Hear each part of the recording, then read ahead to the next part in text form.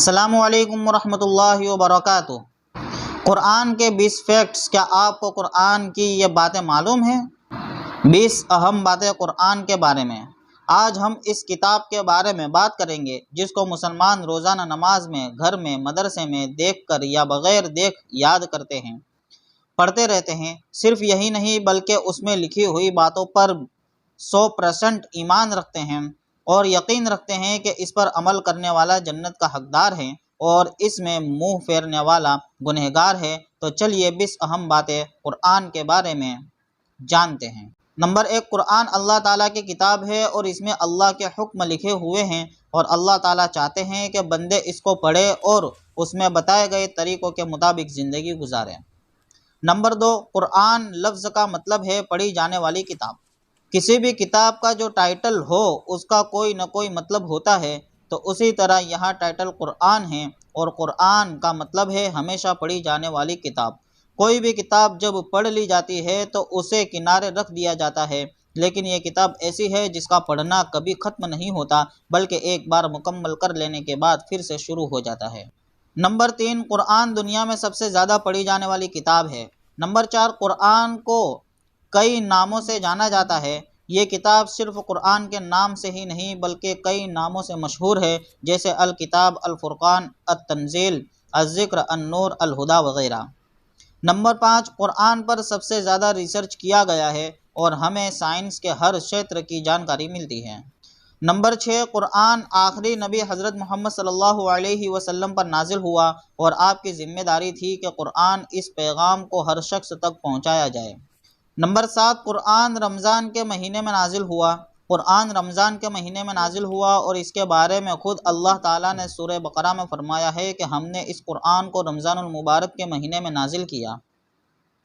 Number 8، قرآن پاک میں 30 پارے ہیں، یعنی قرآن 30 بھاگوں میں وبھاجت ہے۔ نمبر 9، اللہ کی مقدس کتاب قرآن میں 540 رکوع ہیں۔ نمبر 10، قرآن کریم میں 6236 آیتیں موجود ہیں۔ آیتوں سے مل کر رکوع بنے ہیں اور رکوع سے مل کر پارے بنے ہیں اور پھر 30 پاروں سے مل کر پورا قرآن بنا ہے۔ نمبر 11، قرآن پاک میں 14 آیتیں ایسی ہیں جن کو پڑھنے کے بعد سجدہ کرنا واجب ہوتا ہے اور سجدہ نہ کرنے والا گنہگار ہوتا ہے۔